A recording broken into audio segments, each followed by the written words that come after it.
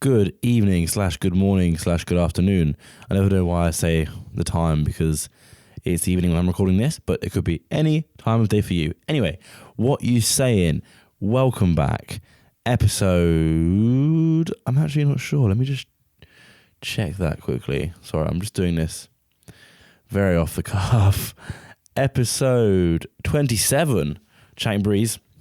Very special this week. Been wanting to get Business Techno Institute on pretty much since I started the podcast. Like, such a huge fan of his.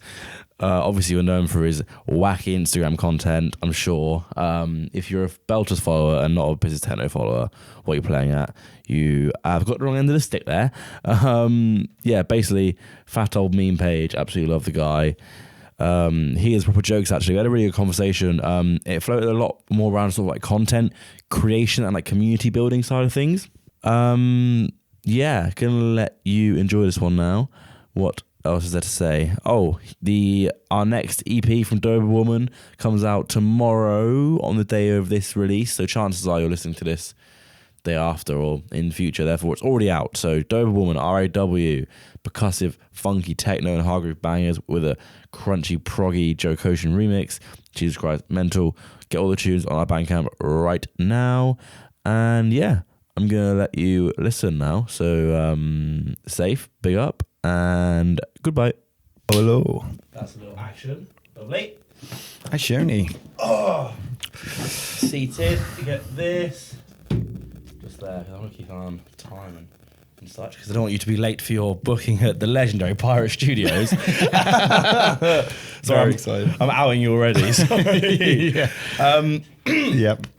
Ladies and gentlemen, welcome back to Chatting Breeze. We continue. We press on. We do not stop. Heads down. Keep moving forward. I like it. This week, I'm here with a very special guest. Someone who, when I first started the podcast, I've been wanting to get you on for so long. So I'm so excited to announce that in the studio today, we have none other than Business Techno Institute. Round of applause, ladies and gentlemen. Come on. How the devil are you, sir? Good. I'm very good, thank you. It's very nice to be in Bristol. Yes. I do like this place. It's not my home away from home, but it is slowly becoming my home away from home. If you know what I Really? mean. You've been here a lot recently? I've been here more in the last year and a half to 2 years than I've ever been here in my whole life. Really? I thought you... Do you not say you studied here, or you have a friend here who? I've got a friend here. Yeah, so it started off with the Bolter gateway drug. Right. And Yes. Of course. Yeah. So then I used to stop only in Bristol just to get a lift to Bolter. Sure. And then slowly at Bolter you meet more people and you're like, man, I really like this person. Do I have to wait once a year to hang out with this person? And you're like, no, you could actually just go to Bristol and see them. And so, yeah, so I've got some friends there and kind of coming over not for Bolter and just having a great time, you know? Nice. How often are you even like in the country, I suppose? Like, yeah. Well, only up until recently. Yeah. I've been in the country a lot. Was mainly based in London for the last 5 or 6 years. Yeah. And then before that was in Brighton. So that's why I've got all this kind of boomtown energy, because all of my friends from Brighton are all boomtown people, and they were like, Mitch, you're a bit weird. Maybe you should come to boomtown as well.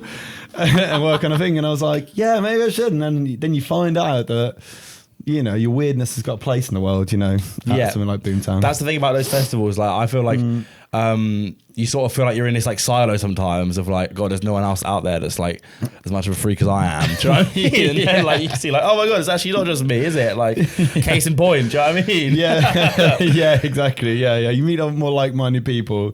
Exactly. In the corporate world, you are an anomaly, but in the business techno universe. In the business techno universe, it's the mixture of corporate normality and techno weirdness. So yeah, that's part of it really, because I do find I did work at like a sort of like an email marketing company, and I worked all these different like really serious sort of corporate jobs, and I thought that was more weird and bizarre than anything, and like hilarious. You're almost in anything, you know. And to wear like a shirt every day is just insane. That's so interesting. Is that kind of why the sort of business techno idea for the page like initially spawned from? Was it because of your industry and that sort of thing, or a little bit? I mean, what I would say it is, it's like so many different things, because when you start getting into business, you have all this sort of jargon in your head. You can sort of reel it off. And I think sometimes when you want to maintain a page or something like that, you need to have almost like not infinite ideas, but lots of ammo for it. Because I've had stuff where it was like, oh, I tried to make a page, I can't remember what it was about, but it was like so niche that there was actually not very many jokes involved in it. So sometimes if you're thinking about a business techno joke, you could like reach for the corporate world and try and make it meet techno, or reach for the techno world and make it reach corporate. So because I had this video, so that's probably where it started, was business techno specifically, there was that worst techno memes page ever. And I saw that was really, really big at the time. It was like 150,000 people in a group. And I was like, oh, I make these kind of jokes all the time, but I just post them on my page and it doesn't really get any reach. Yeah. So I was like, oh, I know, I'll post one of these ones into the group, and then it did all right. And then I noticed that you could ask people to follow your page from the post. Anyone who liked your post in the group, you can invite them to like your page. So I was siphoning people through a little bit. You're a little whiz when it comes to this sort of thing, aren't you? Yeah. All the little back doors and the little... You just notice it, but you notice it when you post chronically. Eventually you start noticing these things. But yeah. So then I also noticed that this business techno thing, and I did a thing ages ago called... how to make ambient industrial techno music, and this was ages ago. Right. It was like 2016. It's an absolute classic. You should check it out. Where is it? It's on YouTube. It was on Facebook originally. I'll put it behind us now, mate, on the green screen. Yeah. Get it up behind us. Perfect. That was actually the first. So basically, I did music at uni, and then eventually I had all these ideas for videos in my head, but I was like, I don't even make videos. I'm a music producer, so why should I have all these ideas? But eventually the ideas take over and you're like, right, I'm going to try one out. So I made this ambient industrial techno one, and I was like so afraid to put it online, because I wanted to put myself online with my face, but I was just so afraid for some reason. Sure, yeah. You just get afraid with that kind of thing. And so I put it online and didn't check the computer for 2 days because I was too afraid. And then when I checked, it had like 50,000 views and stuff like that. And I was like, what the heck? Wow. Yeah. So then after that, I was just making random videos that were just videos that I had ideas for that weren't necessarily niched in or techno related. Sure. Anyway, and then when I found out about that hack on the group, on that Worst Techno Memes page group. Oh, yeah. I was like, I can make a how to make business techno video specifically. So then I did that as a sort of kind of a character, using all the skills I'd learned in the meantime. Come on. Loads of puns and stuff like, you can cut your overheads in half by just having one monitor, because everything's mono compatible anyway, all this kind of stuff. That kind of thing. And and I did that, and then it like popped up on the page, and like then it got loads of followers on the page. And then I was like, I need to be able to do something with this, because there's sometimes when things pop off, you don't sort of capitalize on them in terms of like, sure, you're getting a lot of traffic. What can you do with that? How can you like funnel people through? So then I noticed you could then create a group on your page. So you could post on one group, invite them to like your page, and then from your page you can invite them to like your group. Okay, nice. I'm seeing the chain. I'm seeing it. Yeah. So and I was like, I didn't even know if people would sort of get it. And then as soon as people found the group, they went in there and they were just saying, what time is what time's our morning MP3 meeting? Straight, like instantly. Wow. People got it straight away. That's and I was wicked. like, what the hell? Yeah. So we were doing that for ages, going like, here's a monthly meeting, and we were doing like loads of live streams and lockdown and that kind of thing. Like having Friday night drinks and stuff on Twitch. And, sweet. Yeah.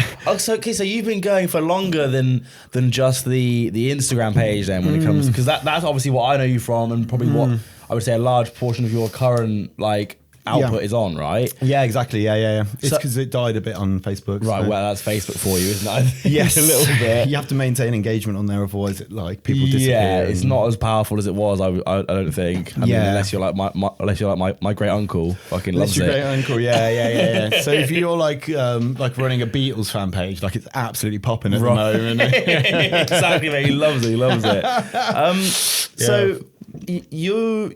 Let's go back a bit further then. So because you said you were you were producing music before you started doing this stuff. Yeah. So I've always basically been really addicted to making music, and I always make music. And then I did like music at uni, used to just make tunes and never put them anywhere, maybe put them on SoundCloud just so I could listen to them and that kind of stuff. And nothing ever really had any kind of impact or kicked off or anything like that. But I was just constantly making tunes, and I've got, thousands of tunes just like everyone else has. So slightly different levels of finished. And then I was doing that. And then when I moved to Brighton, I just saw all these really cool, so when I was in Leicester, basically there was not very much of a scene in Leicester for people were very disparate, Yeah, what is the Leicester scene saying, or what was it saying back then? Well, there was a collective that I was part of called the Mud Collective, which was amazing. Sick name. And that was run by Kev Mudd, who's now doing really well at stand-up comedy and stuff. That's what I mean. I used to do a radio show with him. It was his radio show, and he's got the most insane radio voice you've ever heard. It's really? the deepest, craziest radio voice. And he got me involved in that. And then now he does stand-up comedy because he wasn't doing many podcasts, because I think sometimes as well podcasts, they can, you start adding bits and then they start becoming super chore, and they start off simple, and then I'll add this noise and I'll add this here, and then I was so on the early episodes of this podcast, I wanted to get a soundboard where I could make noises and change effects on people's voices and stuff. And I was just I hadn't put a podcast out for a month because I was trying to figure out this fucking thing. Yeah. It was just do you know what I mean? I completely get that. Yeah. So you add more stuff and it ends up being an absolute quagmire. Yeah, exactly. Yeah, absolutely classic. So I think Kev was doing this amazing thing that was really simple, and then it got so complicated and amazing. It was almost like something that you'd see on BBC Three. It was animations and all that stuff. Bells and the whistles. Oh mate, he was amazing. Yeah. But then when he stopped that. We're always come on, what are you going to do next, Kev? Come on, we love you. And then I think you realised you could just get a mic and stand on a stage and then just chat into a mic. and that was it. It's that easy. No, it's that easy. So now he just, he doesn't have to press record or anything. Well, I think he still does. Sure. I see him taping a camera to the ceiling and stuff like that. Nice. But yeah, it's great. But sorry, that's how. So got into the podcast with him. Then he started a night with a couple of people, and I was just sort of helping out. Yeah. And then we used to do compilations and stuff like that. So we had a bit of a community, but the community was again not all in Leicester, but we brought people to Leicester and stuff. But then when I'd finished uni and that had kind of gone away, and there's no more mud or anything like that. I was all right, I'll go to an open mic night or something like that. And he's like, no one's there. And then, you should come to this gig. And you go to the gig and there's no one there in the audience. And also doing music at uni, they have business modules where they're make sure you play your heart out because there'll be an A&R in the back of the room, and you could sign, you could change your dreams, change your life like that. And then there was no one at the back of the room. It was me. Yeah. I was at the back of the room. The bar staff, maybe. Maybe. There might have been bar staff there. And then and then so I was all right, I need to do something about this. I don't think I'm in the right place. Yeah. And then I always used to visit Brighton because I've got family down there. I got a auntie and an uncle that live down there. And then my mate was I'm moving to Brighton. Do you want to come? And I was £200 a month for rent, all in Leicester. Please no scene, nothing there. Or go to Brighton, and obviously a lot more expensive. But anyway, went to Brighton. Yeah. Instantly met tons and tons of cool bands, record labels, people that do A&R and all this kind of stuff. And I was what? So then to sort of try and meet people, I used to find bands that I'd seen on the posters or that I quite liked, and then remix their tunes and send it to them so that they'd mental. Isn't that weird? So wait, if you wanted to meet in a certain band or whatever, it's kind of, yeah. I was just I like this tune so much that I was inspired to remix it, and then maybe I could remix it, and then maybe they could hear it, and then we could be friends or something. I don't know. That's so good. Well, what were you remixing into? Is it techno tunes or what were you? Oh, I mean, So the kind of music. That's what I mean. I've only just realised about niching in terms of music and people growing a brand or something in terms of an artist. So at the time it would be anything. I could make some sort of wonky hip hop or some that might resemble some sort of four on the floor dance music, but might not be anything specifically anything. So I was doing that for quite a while. Yeah, and so yeah, just sort of obviously just always carried on making tunes and stuff from there. It seems like you're covering like all bases, right? Because you said you went to like open mics and stuff. What were you performing at these open mics? Yeah, so I was well into like acoustic guitar and stuff like that at one point. And guitar I would say is the instrument that I could probably play the best. Or the most naturally. If someone was like, "Here, have a guitar," I could like play some chords and stuff. If someone said, "Play," you the guy at the campfire hitting the Wonderwall. No. What I'll do is if they'll give them a microphone and a guitar, I'll just start making some mad tune up, basically. Amazing. About whatever the situation is. Or who was it earlier? We were just talking about my friend Jenny, who I'm staying with here in Bristol. Me and her at uni used to make all these mad tunes and stuff. And so earlier, for about half an hour, we were literally just singing about microfiber cloths. Huge. We're like 2 for 10, 5 for 1. That's huge. Yeah. Give it a scrub and the dirt's all gone. Come on, there it is. Yeah, something like that. Yes, I love it. So, okay, so you're doing all of this. Did you ever have... Because I've seen clips of you doing like stand-up and things. Sure, yeah. Has that always been a thing you've been doing as well, or is that a more recent addition to your skills, I suppose? Yeah, so it's stand-up something I've always liked and been interested in and stuff like that, but it's obviously the most terrifying art form out of all of the art forms.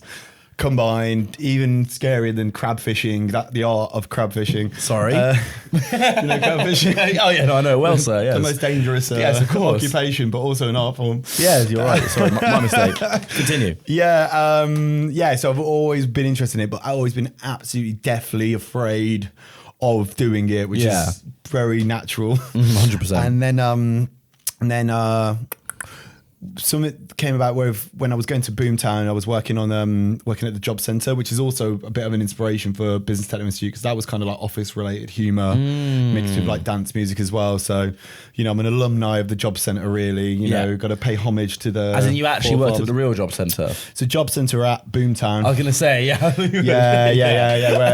Where we'd like give people jobs, Yeah. But it was obviously all a bit strange and Boomtown. Boomtown. We can talk about that after if you want. And then that was a sort of form of performing, And then they had this seminar room where basically, because they had this massive queue, they could just fill the seminar room with that. And I was quite interested in that, because even though it wasn't stand up, you still had a mic and you were standing up in front of people and trying to make people laugh. Yeah. But you did have a bit of a premise where it's like your office related. So we did like health and safety in the workplace and health and safety while DJing and all this kind of stuff. Like how to do a good back-to-back set and make sure it's actually in accordance with the law and that kind of stuff. And so I was like, had a bit of a taste doing that stuff. And then also the SNTV stage at Bolter, we constantly do, what do you call it? Like they'd have like 20-minute sections where you make your own TV show. And again, that's really similar. You've got a mic, you're in front of people, you do have sound and stuff like that. So it's kind of like I'd pseudo done it, but I'd never done it raw to the core. So we used to do at SNTV, Jeremy Kale was one of the top favourites. Do you know about Jeremy Kale? I've heard, it rings a bell. He's so Jeremy Kyle got shunned by society and sent off because of all the bad things that he did. Sure. Horrible things. Horrible things. He went to Goa, found himself in some extremely comfortable yoga trousers. Yeah, nice. Too comfortable, some might say. Too comfortable. And then he comes back and then he attacks like middle class problems of like he's a vegan household, but someone's been cooking sausages. Oh shit! It's like someone's been telling porkies. We're gonna find out who it was. That kind of thing.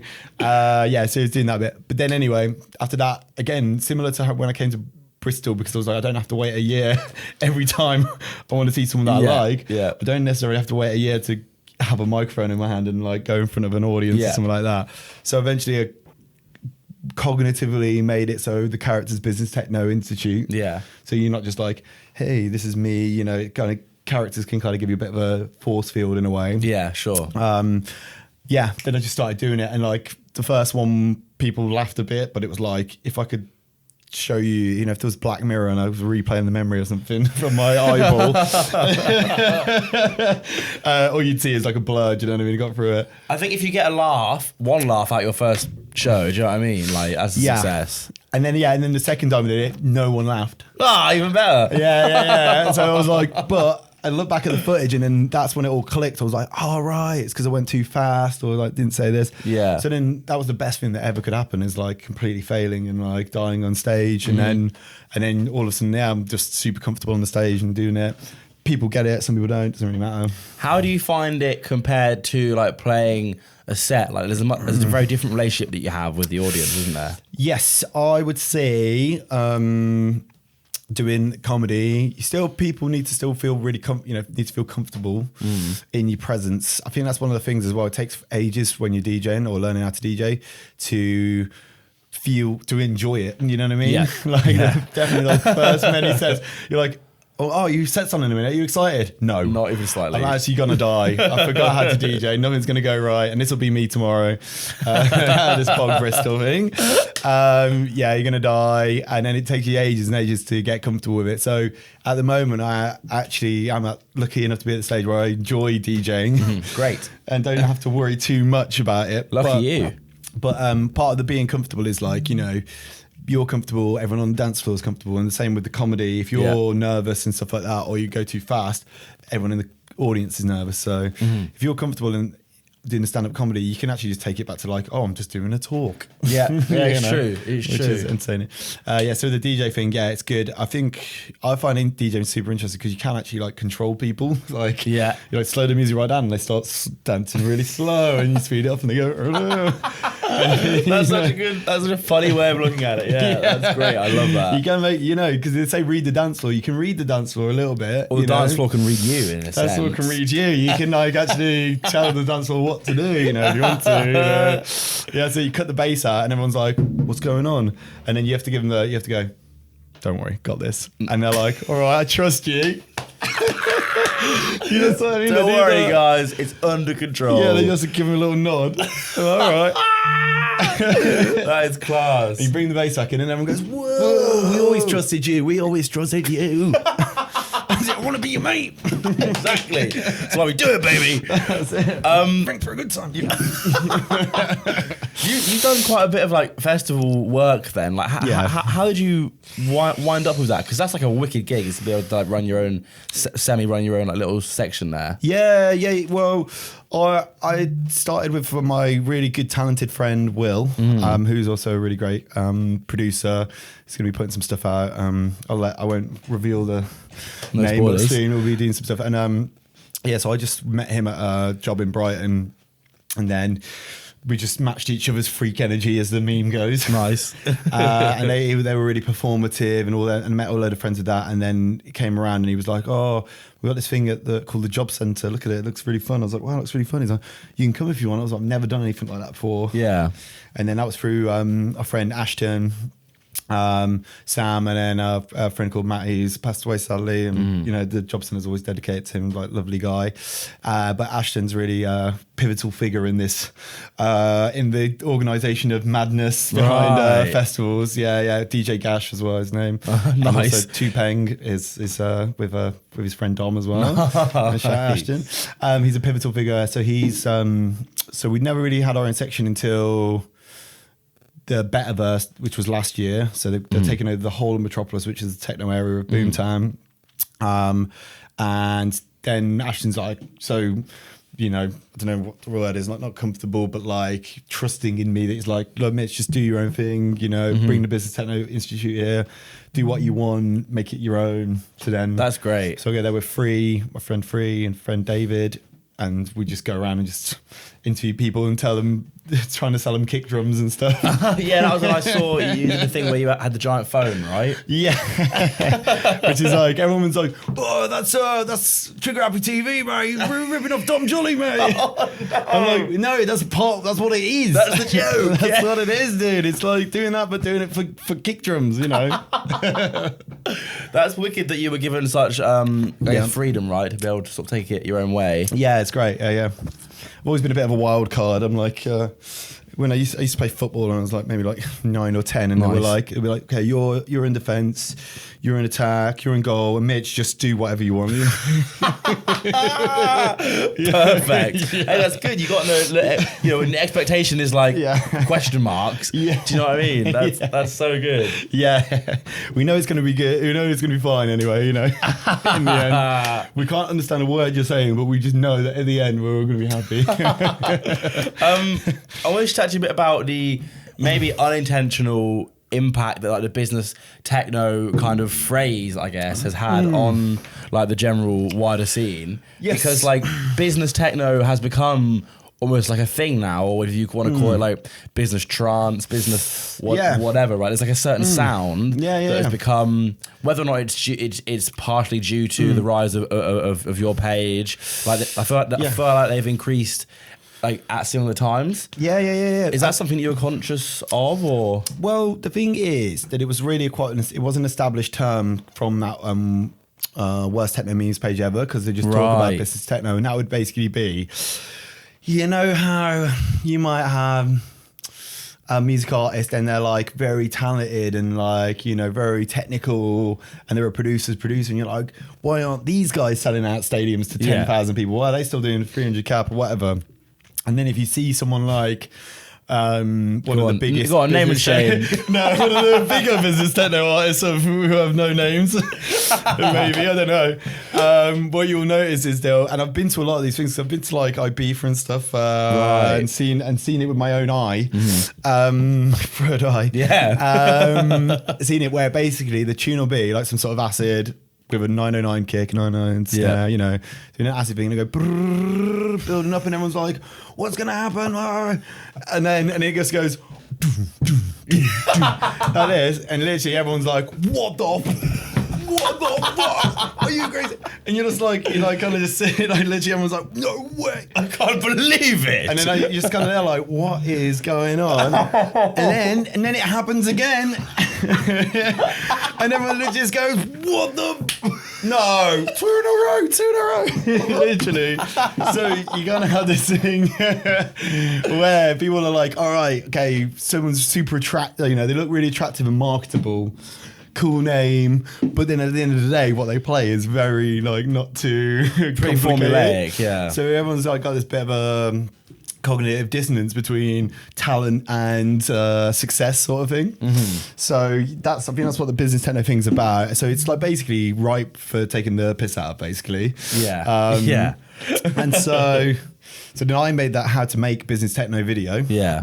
Because I was trying to like plug into the meme a bit, because that's how memes work. They just evolve, people add to them and turn into something like that. And then I was like walking down the street, and you know, I was talking about how I can like, you know, people really like it. What can I do more with it? I could do business techno 2 or business techno 3, or I can try and create a place where people can be part of it, you know? Yeah. So then I was like, I think I was like walking to work or something, and I went, Business Techno Institute, and it's like a place. It's an institute of business techno. And I was like, just ran to the office and just got my laptop open and just started doing it. This is it. I've got it. Started doing it. It like made pure sense to me. I was like, oh, it makes so much sense. It's complete, like, I don't know. That's one of the things. Sometimes like an idea just makes pure sense. Yeah. So I did it. And then when people got in the group, straight away they were like, oh, I've been printing off some MP3s today, and I've been doing this today, and it got like this kind of role play element. Good. Yeah, it evolved like a role play element to it. Yeah. Do you think that the business techno stuff is? Do you think that's the way that the scene and the wider industry is going, or do you think that it's always been there in the background and it's sort of at the same level? Yeah, the business techno thing is more like you've got these established brands that have got to a size where they've got really what do you call it, like real loyal fan bases, or their marketing is able to reach a high enough amount of people. Like, I think also the business techno, how simple it is. Realistically, most people's music taste is actually a lot more simplistic than the producer's music taste. Yeah. You know, because sometimes if you show someone a song, like a dance music song, who's like one of your friends or your aunties or something, they'll be like, oh, so when do the words kick in? You know, I was looking, when's the song kicking in? I don't have any northern family members, by the way. I'm from the Midlands, but like, you know, East Midlands, I used to live in a village where they were like, "Hey, me duck, how Oh, are it's you? basically northern. Are you all right, me duck? How are you? Got any business? No, duck." Yeah, so that's what I mean. So weirdly, this business tenor thing, even though it seems like it's a watered down version, it's actually more understandable to bigger audiences, you know? Yeah. So, yeah, so I can't remember what the original question was. No, just that if you see it like increasing in Got you.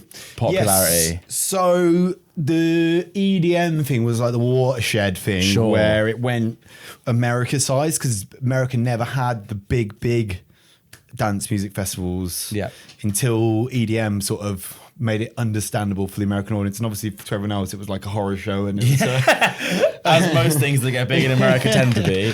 Which is, I'm going back to like the EDM now. I'm like, it's actually like some sort of like fine wine now. It's like a real like bit of like Avicii is like pure. It's like looking back at Bro Step, isn't it? You know? Yeah, it's like, oh, actually, this is a very, the flavour of this one is like, but at the time it was like, oh no, you know, because it was like coming out at the same time as post dubstep and stuff, and you're like, oh, whatever. And then, which I can't stop talking about. Oh yeah. Yeah, so what happened was, so they'd established these massive festivals, and then they're able to plug in. It's like, who are the ticket sellers, and you know, they can work out all this stuff as well. So you get your Swedish House Mafias and Lay Back Loose. But then what seems to have happened now, and I was talking about this with a friend Ashton, is this year drum and bass broke through at these festivals. Right. And now you got Martin Garrix playing drum and bass. Which is crazy. You got Swedish House Mafia, all probably through a Fred Again lens. Yeah, like interesting. Like Fred Again, he's selling out stadiums. He's headlining Coachella with, you know, Forte. And he sometimes plays drum and bass. Maybe I need to take a step in the D&B direction. How do you see like the Fred Agains fitting into that business techno umbrella? Because like it's a similar size, right, to that sort of thing. Yeah. But I mean, whatever you think of his music, it's certainly different to like you say, like the 909, like snare roll, kick. Do you know what I mean? Yeah. Because I mean, you know, when you hear a lot of songs, you can hear like the original versions, you know, like you're like, oh, that just kind of to us sounds maybe like a bit like over mono or something, or something like that, which obviously now he's collaborated with and friends with and stuff like that. So in some ways he's like able to take some of the sounds because he's got enough taste from some of the more revered electronic music producers like a Joy Orbison and stuff, and make his own and make it more palatable for mainstream audiences. And he's really, really good at that whole audience building thing as well. So we were like chatting off cam about like Discord and that kind of thing. That his Discord is massive. He's got a Discord. He's got a massive Discord. He's got one of the biggest Discords. Really? I think so. I need to get on this, man. I need to get some serious tips from you, bro. Like, Jesus. Yeah, but then what he can do with this Discord is he's got like 20,000 people in his Discord. Yeah. When his Boiler Room drops, he'll send all those 20,000 people and say, drop a comment. They'll listen to it all the way through, and then it tells YouTube that it's a good video, and then it goes astronomical. So, oh my God, I need to start a Discord now. Yeah. You've got to just make sure there's people on there. So, you know, if you're willing to do it, go on there and see if you can find some like-minded stuff. Because the thing is, I'm on it quite a lot because I'm using it for different purposes, and you know, I'm looking after some stuff on there. Some servers, but you can't force people to kind of go over there because that's the thing, right? But I feel like you've already mentioned a few times now in this episode where you've managed to move people from one place to another, right? Which is something that I found it so difficult to do, especially like, you know, I have like a Patreon that I run with this, and I have trying to move people to YouTube to watch the podcast and that sort of thing. It's something I've always found quite difficult. Patreon and Discord work really well together. Right. So you can have a benefit of subscribing would be like getting access to the Patreon. Getting access to the Discord when you subscribe. So you can make them work quite well, and, you know, have Q&As, and, you know, maybe you can drop the episode in Discord first. And then send people there first and stuff. So yeah, it's a bit like herding cats, but what is it called? Boomtown Bends. They've been building like a sort of community on WhatsApp. Oh yeah. So now you can have different rooms in this community in WhatsApp for different. I've seen that. I think I'm an old man, but that shit confuses me. Yeah, it is a bit confusing. But one thing you can say is that not everyone's on Discord, but a lot of people are on WhatsApp. Yeah, 100%. So, you know, it might be easier to have a bit of a mad WhatsApp. Get the Belters WhatsApp group on the go. There's a business techno WhatsApp group as well. You got a business techno WhatsApp? Yeah, it's been there for ages. like shout out to the Business Centre WhatsApp group, Lemons all the way. Come on. They know what I'm talking about. Big up. Come on, big up the Lemons, you get me? And it's like a crazy community. They're just constantly chatting. Really? On there. Constantly, chatting on. And then sometimes they'll tag me in something. They'll be like, Mitch, can you let someone in? I'll be like, all right, yeah. Trying not to get too involved. But yeah, it's just constantly. Wow. Yeah, look. Huge. Look, see D West, Duncan West. He's got a little alumni going down. Yeah. See what I mean? So kind of like the community thing starts. This is it, right? It's like community building, right? That's Exactly what it is. Yeah, Yeah, community building. That's something that you're just a machine when it comes to that sort of thing. It's addicted to community building. Like, is that what it is? You think it's just like a bit of like an addiction? Like in terms of like do you do it? Like why is that something that you've become so good at? Yeah, because I mean, it's one of those things that when you start messing around with social media, as I was saying, I'm just making videos back in the day. Yeah. I'd like try so many different things out. I'd be like, I'll try this video out. And I was like, no, didn't really do anything. I'll try this one out. Yeah. Or I'll try this one out. I'll try and share it in a few groups. I'll get a bit of extra traction. And so you start like understanding because people always talk about like the algorithm and stuff like that. Yeah. Which is a thing.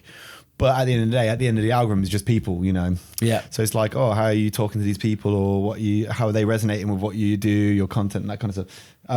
So I've just done so many. I mean, like if you look at how many posts are on like Business Techno, for example. I know, mate. I scrolled to the bottom of your Instagram today, and it just fucking keeps going. Like, it just keeps going. Yeah. So like 2,100 Jesus posts. Christ. You start learning as you go along. Because I remember some of the memes that are sort of established on there are established because it was like, I'll try this out, nothing happened. I'll try this out, nothing happened. And then one day something happens and it's a bit more resonating. Yeah. So you're like, well, let me try and explore that a bit more. And then it gets a bit bigger and, becomes a thing. So eventually you get so many of them that, they're like, I need to do a post. Which one could it be today? Could it be that kind of thing or this or yeah. So, what's the idea generation process when it comes to these sort of things? I use a Notion doc. Nice. So big up Notion. I use that for everything. It's really turned me from a ADHD riddled freak with loads of ideas to being able to put my stuff in one place so I can get it. Nice. Get it quite easily. So that's really, really good. I do recommend it. Every time I come up with ideas all the time. Yeah. Chatting to you, chatting to people. And then, if I get a good idea and it just like kind of makes sense, I'll just try and write it down and then I can revisit it at some point. But as long as it's saved, it's fine. Yeah. Because you're posting like multiple times a day. Sometimes, yeah. Like crazy amounts, whether it's like a carousel or whether it's your your reels where you're doing like the Instagram filters, like the handsome Squidward ones and that sort of thing. Yeah. When did you, because initially it was just like memes, right? Yeah. And then when did you decide to make the step towards more like involving yourself in these videos as being like the voice and like doing like almost like sketches, I suppose you could call them in a way? Yes. So I had already done stuff involving myself previous to the page. With the original Business Techno video? Or? With the original Business Techno video and some other videos before that were like not as focused in on a niche. So it'd be like I did all sorts of stuff like the guy who puts his eggs in the fridge and stuff like that, and he was just a guy and his wife had left him because he puts his eggs in the fridge and they couldn't agree on where they should put their eggs. and he's like, no, I'm gonna put them in the fridge. You can put them in the cupboard, and she's left me. And it's like I put like fucking Nivea cream all over my face and hair and stuff like that. So I've done it. So I got through the putting myself in the videos sort of thing quite early, and then basically what happened was the group died a bit because it was just like so hard to keep up the engagement, and I was like, the group's died, and I was like, well, maybe that could just be the thing. I can just let that be, and go on and try and do something else. Yeah. And I was like, well, you know what? Maybe I can give it like one more try. So basically, I had another one of my friends passed away. It's called Dom, really, really great guy, and he's always been involved in the Techno Institute and other stuff that I've done. And I wanted to make like a compilation album that was like, just to give charity to Calm, whatever. Great. And then I was like, posted it one day in the group going, who wants to get involved with this? And I noticed it was like 2 likes. So I was like, well, there's no way I can actually promote this through the group because there's no one there anymore, because things move on or people move on. So I was like, all right, what can I do? Maybe I can start an Insta page. And I saw the stuff that was like club DJ memes and all this kind of stuff. And I was like, oh, I could do something like this, like, because I already make memes and things. Maybe I can do it. So then I started the Insta page with the purpose of getting it to a size enough that I can then promote this album for my friend Dom. Because otherwise I would have just left it to sort of, go or disappear. So did that, and basically it was just proper grinding at it. I was like literally doing like 20 memes a day. Just kind of every time I'd see someone, I'd be like, turn this into techno, or it's just add a kick, Yeah. I was doing that, and then what it turns out is a lot of these bigger pages, not all of them, some of the bigger pages, there's not enough people making new memes in techno anyway. Like it's a lot of like people just basically like stealing memes. Yeah. So then eventually when I started following these pages, they saw that I was posting these memes. They must have liked the memes even though I didn't have that many followers. But then they just stole mine, but then tagged me in it. They started stealing your memes. They started stealing my memes, tagging me in it, but then that got me more followers. Sure. So then all of a sudden I was like, what is this world? And then it just gets to the point where I wanted to learn more about TikTok, like how to do TikTok. So I invested in a slightly better phone with the purpose of, because I've always had a really bad phone. So with the purpose of, getting this good phone so that you can make some TikToks. Did that. And then so I started posting on TikTok based on stuff that I'd seen. And then eventually I was like, well, maybe I'll try some of these on Insta. Yeah.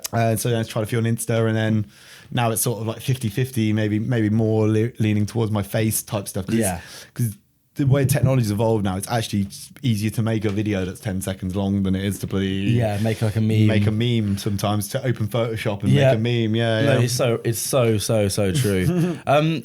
Do you still do like those like Q&A live stream things? No, I haven't really been doing them much recently. They used to crack me up. I used to look at like the ones that you post on your Instagram after the fact. Yeah, exactly. They were so good. So I do really need to start doing that, but because I moved in like September, and I haven't really found like a nice, like, I've got quite a small room, so I haven't really got somewhere I can just set up my when I lived in London, I had like a spare room where everything was just always set up a little bit like this room here. No, this is a professional studio, mate. I don't know what you're talking about. Yeah, that's what I mean. Always set up in the professional studio in Abbey Road. Yeah, Bristol, exactly. In the basement. That when inspiration strikes, you're like, oh, I don't have to go. Let me get my speakers out. Let me get the thing. You move the table. You can just kind of go. So, I think hopefully in the next month or so, I'm going to have a bit more of a stable place, and then I can get back on the live streams, because the one thing is they're really sustainable types of content. You do them in a half an hour, and then all of a sudden you've got 10 videos. Yeah, no, it's so true. True. Yeah. It's interesting, like thinking. Like I feel like you've inspired me to start thinking about things in like in more of a, I don't know the right word for it, because on the one hand it's like thinking about it from a content perspective, to me can sometimes even like feel a bit like dirty. Do you know what I mean? But like also like in the same breath, like it's just that, like the reality of it is that's just how it is now. Do you know what I mean? That's how it is. Yeah, it's tough out there, because it's just that's the way things have evolved. So it's kind of like I'm kind of lucky that things evolved in a way that I was already doing. Like, I was making these weird videos and stuff anyway. Yeah. And it just turns out that Insta and TikTok came along. It was like, no, we were actually focusing more on weird videos. I'm like, well, that's lucky for me, isn't it? It could have gone the other way. It could have focused more on like ads. And like infographics and things. And infographics and stuff like that. You'd be screwed then. Although they are very, they're popular in their own way. Yeah, to be fair. So I was just kind of lucky that like weirdness got a head start, because obviously you see people on threads and these kind of things. Yeah. Whereas obviously there's always this debate about it's a producer, but they just do a dance or they do that, and not everyone's that silly. And and if you want to get an audience, so there's two ways of doing it. Obviously you can be silly, or you can give value back, by going, oh, this is how I make my bass from this song. And everyone's like, wow, I learned something there. I'm going to follow this guy because I learned something, without having to be funny. But it's always about kind of creating content. That's just the way it works at the moment. So obviously people can be a bit like, I'm just a great DJ, or I'm just and I don't want to be on camera, or I don't want to be on video. That's absolutely fine. There's different avenues to get an audience. It's way harder. It's way harder though, right? It can be a lot harder. Yeah. It's just you got to think about what your long-term goals are. There's always a way. I think everybody has a different. Everyone has a different journey. Everyone has a different path. You can see what someone's doing, and you can try and emulate it. and probably do all right at it. But, you know, if you don't want to emulate it, you know, there is another way. There's always another way. Just have to think about it. You know, probably put more energy into finding a way than to being angry at other people. Maybe. What were some of these other ideas that you had then before business techno? Like, because I get the feeling that you've always had little like things on the go, right? And this is just this is the one that's kind of stuck. Yeah. I can't really think. I've tried to do stuff before. Like I've got another meme page called New Metal Karaoke. Oh yeah, yeah, and that's kind of like a bit similar size. Oh no sort of way. like that. Yeah. It's just me and some other person. It just doesn't end, does it? Yeah, but yeah, we used to do that during lockdown and actually have like Zoom lockdown raves. Wicked, no way. Yeah, and then it, like nothing was in time. It was insane. It's like we just like wrangle 20 random people from different corners of the world into a Zoom call. Oh my God. And then trying to like live stream the lyrics at them, and then everyone's like, everything's all out of time, but it was like absolutely hilarious. We actually, believe it or not, got Fred Durst onto one of our Zooms. Fuck off. Yeah. Well, how? Tell me the story there. So, we was running this page, and then I sometimes do like I do some like sort of technical stuff sometimes, like making like filters and that kind of stuff. Yeah, because I kind of like creating stuff. Yeah. So I created this. It's like a Fred again or filter. So it'd be like Fred again or chicken Kiev, Fred again or you know, or like a pint of beer or something. You know? Huge. Really, really simple. And then we posted that and then tagged Fred Durst, the original Fred once. Yeah, Fred Durst, Fred first. Wait, so this filter was Fred Durst or it was Kiev? it was basically one that goes above your head and you go this or that. I see. Okay. I don't even know if it's still there anymore on the page because sometimes they disappear. But I did that, and then we tagged Fred Durst in it, and then he liked the tagged thing, which meant that we were in his primary inbox.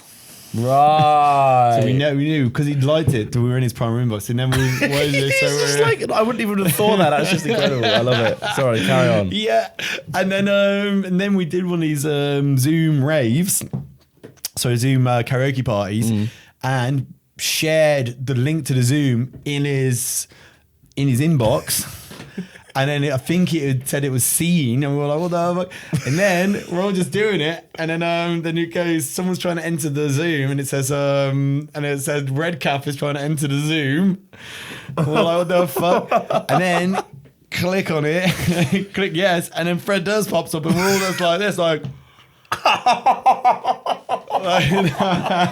literally jaw to the floor. There is photographic and video evidence of it. Oh my God, that's unbelievable. It's unbelievable. Yeah, unbelievable. Did he get involved in the karaoke? Did he? He gave us some tips. Okay. So he said that maybe we shouldn't do the full song. We should just do half of the songs because maybe 3 minutes is too long. Nice. Good tip. Yeah. No, but he didn't sing. And then we were on Zoom free, the free version. So we only had 20 minutes. Shit, time's ticking. And I was there like, at the time I was like, I don't know what to do. I'm trying to like, maybe I can send him another link or something. When I could have just upgraded. But you know, and then the time ran out, and then we tried to send him another link, and he was gone or whatever. Yeah. But you know, maybe that's for the best. Maybe we just wanted 15 minutes of Fred. That's the beauty of it. That's the beauty of it, that we just had 15 or 20 minutes with him. Didn't have enough time to get bored of him. Yeah. Didn't have enough time to get bored of him. Yeah. That's incredible. Isn't that crazy?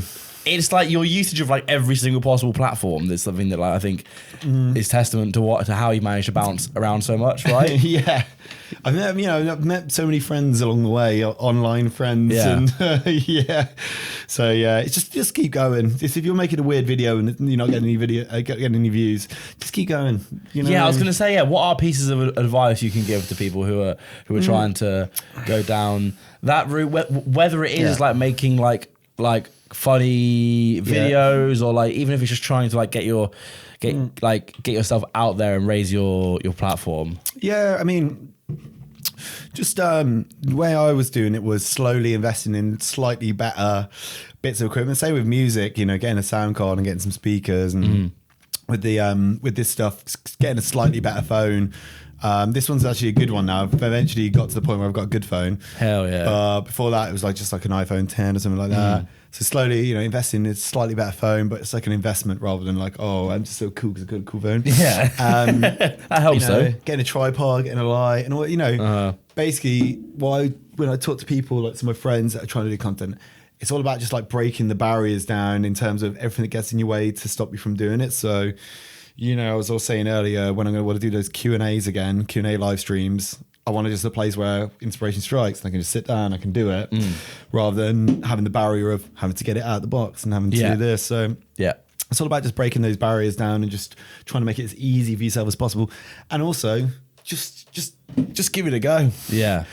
One of the best bits of advice I would say is actually, if you do a video and it gets 3 views, right, usually in the artist's mind or in the creative person's mind, they imagine all of their 1,000 followers have seen that they've got 3 views. Yeah, when actually only 3 people have seen it because it's got 3 views. Yeah, that's so true. Yeah. So when something flops, no one's actually seen it. So don't worry. So don't worry. That is actually such a good point. Yeah. What's more important, quality or quantity? So quality, I would say, can be negated by how quickly something's come out. So say if you went to Fred again and you were like at the front and you're like waving your finger around, it's like blah, blah, blah, but you post it online first. Yeah. People will dismiss the fact that it's low quality just because it's so quick and it's like actually on the bone. Yeah. But then if Fred again maybe posted it a week later and we're like, what the fuck did you post this for? Yeah. So in terms of timing, sometimes quality doesn't matter as much if you want to just get something as quickly as possible. So if you see like a meme pop up or something happens in the news and you want to try and make it jump on it, jumping on it just as quick as possible can actually be better than spending a week trying to perfect it, because after a week the meme might be dead or the news is old, you know. So you just got to weigh it up really. At the moment I feel like quality usually comes from, people associate quality more with like long form content. Yeah. You know, which is like crazy considering that this is long form content. Yeah. You know, but you got a nice DSLR and you know, it's not mine. Yeah. So yeah, you just got to weigh it up really. But people do like quality stuff, you know. That's why A24 exists and all this kind of stuff. People do like quality, but you know, it's all about timing really. If you've got enough time to, your idea's not going to get done before you or something like that. But also, man, I really like, you know, there's that saying where it's like, it's always the low quality videos that are the funniest, like, you know, like Vine and that kind of stuff. True. And it's always those ones that are like super weird, low quality that really tickle you. So, you know. Attention. This is an emergency broadcast. The fucking microphone just... No, it didn't actually. No, my laptop blue screened on me in this moment. So lucky I caught it when I did, because usually I have my screen sort of facing down, but I had it a bit up this time. So it fucking blue screened on me. I literally just went to get the screen fixed the other day because I stood on it. I stood on my laptop screen late one night the other week and shattered it to pieces. So I went to get the screen fixed, and this was the first time I was using it to record this podcast, and it fucking blue screened, so everything crashed and it restarted. But we plugged it back in and we got it back going again. So yeah, panic over. Thank God. Technical problems. Jesus Christ. I'm going to shut up now and let you get back to the episode because it's nearing its conclusion. Big up. Yeah, right. Do one of them again. Oh gosh. So we synced back up. Jesus Christ, that nearly went so fucking wrong. I hate, this is my thing, man. I just fucking hate technology so much. Like, I feel like it's always out to get me. This is going to be my Bog Bristol set tomorrow. So. Oh yeah, true. Yes. It's an omen. So you got Bog tomorrow. Got Bog tomorrow. Very excited. Yeah. Really cool. So let me just check on here. No, really excited. It was just like nice to be asked to do something like that, and it's cool to do that because I don't really get asked to do many business techno type sets. And it's something I definitely would be up for doing more, but it's kind of bridging the gap between obviously the comedy and whatever. And I did have ideas, like plans to do stuff like in London, like, you know, having like networking meetups and stuff. Oh, yeah. But I never just really worked out the correct venue for it. Sure, So I was like, sure. oh, what am I going to do? Something I want people to be seated at first and then turn into a DJ thing. And that's actually a bit weird. It's usually, this is a comedy night and this is a DJ night. Yeah. And they're not the same, you know. So I was actually really surprised at how hard it was to explain to people. There was like, it's true. it was like, so it's going to be basically like a stand-up comedy something on a stage. I'm like, yeah. And then the next hour, we're going to move into like a DJ thing. So we may take the chairs away, and they're like, so what, you taking the chairs away and then where are you going? I was like, well, we're just going to be there, but we're going to have like decks. And they're like, all right. And then what's the, you know, it was just around the houses. So, but hopefully I will do a few more of them. And then, yeah, and obviously would love to do more DJ stuff. So obviously I just love DJing anyway. So yeah. I think that's a great idea. Like, I really wanted to do, because obviously I do my annual like award ceremony at the end of the year, like Bells Awards, and like, I really wanted to start doing that in person, but where like, you have all the awards punctuated by little DJ sets and things like that. Yeah. But it is like you said, like the logistics of figuring out and like having to explain, like if I wanted to rent out like a club for a night, and say like, this is my idea, they'd probably tell me to fuck off. Do you know what I mean? Yeah. And people are just not that. It's hard to. So for this one, it would be like, oh, everyone's sitting down, so the comedy thing's there, and then for them, it will just segue into music, and that'll be absolutely fine. And then then it segues into networking drinks. Someone goes, "Oh, nice to meet you," you know.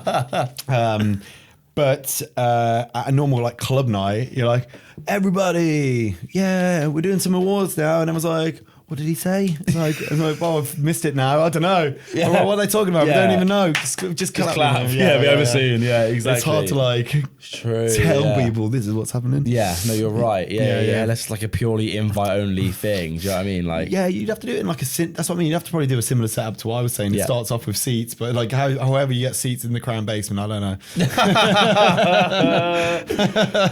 Well, it certainly won't be in the Crown anyway. So, sorry.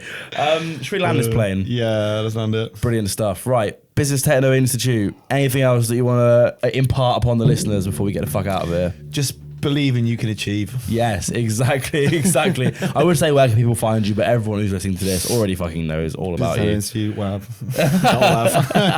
Lovely stuff, sir. Thank you very much. Thank you. Indeed. Great. Bosh. Thank you for listening to this episode of Chat and Breeze with Business Techno Institute. I hope you found it very insightful. I really enjoyed chatting to him. He's such an interesting guy. Absolute nutter. I think we match each other's freak energies pretty well. Stay tuned for more from the podcast. We've got some very special guests coming up. If you are listening and you know someone that you might want to get on, or you have any suggestions, or if you want to come on yourself, drop me a message on Instagram, BeltersMag, if you don't already follow me on there. And yeah, let's make it happen, because I'm keen to keep this going, because it's going really well at the minute. I'm getting a lot out of this, as I hope you are too. What else? Patreon.com/Belters for early access to episodes and free tunes. And yeah, that's me really. Hope you enjoyed, and I'll see you next week. Safe.